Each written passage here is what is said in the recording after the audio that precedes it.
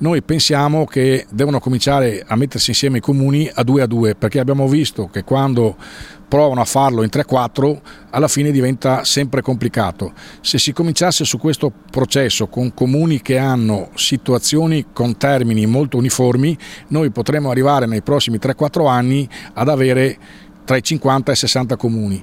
Fatto questo si può provare a fare un'ulteriore aggregazione, perché l'ottimale sarebbe avere una trentina di comuni. Fondersi sulla scia di Crespano e Paderno per dare valore aggiunto alla comunità che ora paga anche meno tasse, della serie l'unione fa la forza. Si è ridotta la pressione fiscale perché si sono applicate le aliquote più basse esistenti nei due comuni, cioè per dirla con una battuta pagano meno e hanno di più.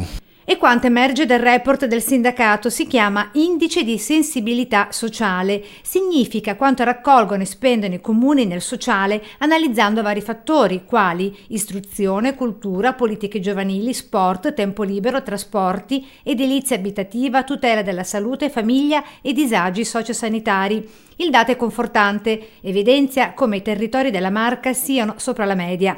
Nel 2018 nel Trevigiano, su una spesa corrente di oltre 400.000 euro, la metà, pari a oltre 200.000 euro, risulta investita nel sociale, con il capoluogo che con il 50,2% di investimenti supera di un punto la media della sostenibilità sociale provinciale. Restano le eccezioni, è il caso di Refrontola ad esempio, che rispetto a una spesa media di 237 euro ha sostenuto una spesa pro capite di ben 346 euro, spalmato sugli oltre 1.700 abitanti. Se per esempio ci sono dei minori che non hanno famiglia vanno a carico del comune, se ci sono degli anziani che devono andare in casa di riposo e non hanno i soldi sufficienti per pagarsi la retta deve intervenire il comune. Da qui la lungimiranza del sindacato. L'aggregazione migliore in assoluto è la fusione.